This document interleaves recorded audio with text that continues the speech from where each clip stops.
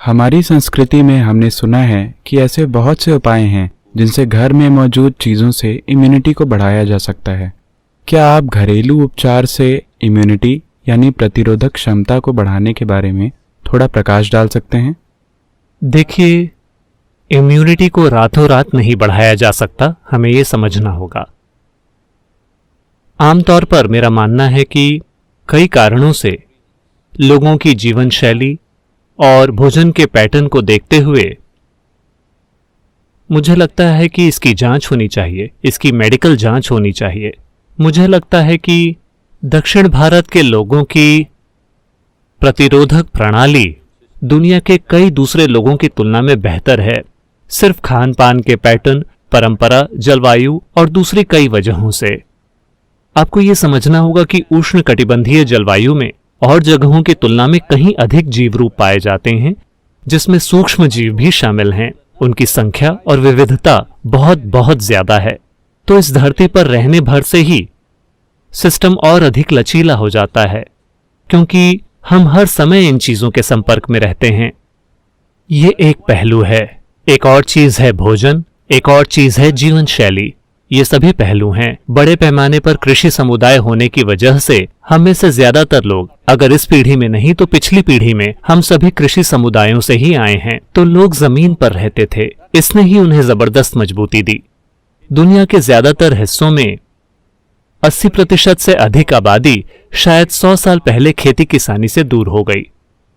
भारत में हम जमीन से दूर हुए हैं केवल 25-30 सालों पहले।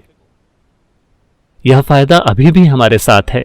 यह ज्यादा दिनों तक हमारे साथ नहीं रहेगा। अगर हर कोई ऊंचे ऊंचे अपार्टमेंट्स में रहना शुरू कर दे, धरती के संपर्क में आए बिना, और लैब के चूहों की तरह रहना शुरू कर दे, हर चीज से सुरक्षित, तो हमारी इम्यूनिटी भी कम हो जाएगी।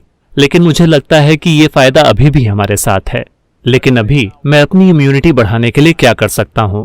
जैसा कि मैंने कहा, यह कोई रातों रात होने वाला समाधान नहीं है, लेकिन समय के साथ आप ऐसा कर सकते हैं। तो चलिए मैं हमारे आसपास उपलब्ध कुछ आम चीजों के बारे में बताता हूं। एक बात है, मुझे ये जरूर बताना चाहिए, हम पवित्र भस्म वाले लोग हैं। हम हमेशा किसी न किसी तरह से भस्म लगा कर रखते हैं। अगर आप इसका उपयोग करना जानते हो तो कई तरह की भस्म होती है। मैं आपको इसके बारे में इस तरह से निर्देश नहीं दे सकता वेब के ऊपर, लेकिन अगर आप इसका सही तरीके से इस्तेमाल करना सीखते हैं तो यह मदद करता है। नीम लगभग पूरे देश में उपलब्ध है, पहाड़ी स्थानों को छोड़कर। रोज नीम की पत्तियों को खाना। हल्दी तो वैसे भी मौजूद है। आजकल लोग नैनो हल्दी बना रहे हैं, जिसे हमारा शरीर आम हल्दी की तुलना में ज्यादा आसानी से सोख लेता है। यह भी आपके इम्यून सिस्टम को काफी बेहतर बनाती है। अगर आप आंवले को, जिसे गूसबेरी या नल्लीकाई भी कहते हैं, अगर आप इसे रात भर शहद में भिगोकर रखते हैं, साथ में कुछ टूटी हुई काली मिर्च या ग्रीन पेपर, मैं उन लोगों के लिए कह रहा हूं जो दूसरे देशों से हैं। ग्रीन पेपर से मेरा मतलब हरी मिर्च नहीं है, कहने का मतलब है कच्ची काली मिर्च, जिसे आपने दुनिया के ज्यादातर हिस्सों में नहीं देखा होगा। यहां यह हमारे लिए बहुत आम है।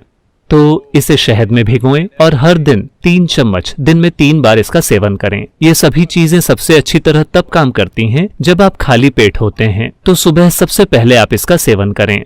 अगर आप ये चीजें करते हैं तो आप अपने इम्यून सिस्टम में काफी बढ़ोतरी देख सकते हैं। मैं कहूंगा कि 4 से 8 हफ्तों में आप देख सकते हैं कि आपका इम्यून सिस्टम काफी बेहतर हो गया है। ऐसे योगाभ्यास हैं जिन्हें सिखाना कठिन है, लेकिन अभी सिर्फ एक मंत्र का जाप और ईशा क्रिया करना, इससे भी आपका इम्यून सिस्टम बेहतर होगा। यह बात साफ होनी चाहिए कि यह कोरोना वायरस का इलाज नहीं है, न ही ये इसकी रोकथाम है। मैंने अपना जाप किया तो मैं जाकर लापरवाही करूंगा, ये उस तरह काम नहीं करने वाला। ये ऐसी चीजें हैं जिससे आप एक अरसे के लिए करते हैं और अपने सिस्टम को मजबूत करते हैं कि जो अगला वायरस आएगा आप शायद उससे निपटने के लिए एक बेहतर स्थिति में होंगे, यानी अगर आप जिंदा हों तो। हाँ, इसे हल्के में ना लें, इसे हल्के में ना लें। फिलहाल यह हम में से हर एक के लिए एक चुनौती है कि हम इस समय के दौरान जिंदा रहें। इसका यही मतलब है। यह मत सोचिए कि यह कोई दूर की चीज है जो चीन या इटली के लोगों के साथ होती है। अभी अगर हम बने रहें, अगर आप इन 6 से 8 महीनों के दौरान जिंदा रहें, तो इसका मतलब है कि हमने इसे जिम्मेदारी के साथ निभाया है। अगर हम में से हर कोई जिंदा रहता है, तो इसका मतलब है कि हम वाकई अच्छे हैं। हम जागरूकता और जिम्मेदारी के साथ जीते हैं, इसका यही मतलब है। दुर्भाग्य से आज सरकार को सेना का प्रयोग करके इसे जबरदस्ती लागू करना पड़ रहा है, क्योंकि बहुत से लोगों को एहसास नहीं हो रहा है कि यह जरूरी है। और वो सोचते हैं, उन्हें लगता है कि यह काल्पनिक है।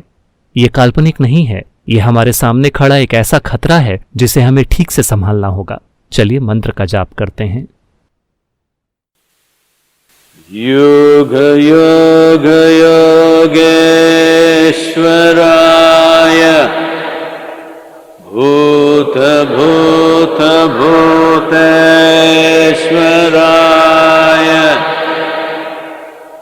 काल काल कालेश्वराय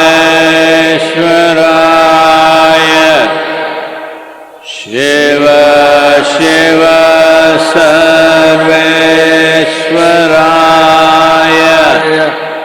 शंभो शंभो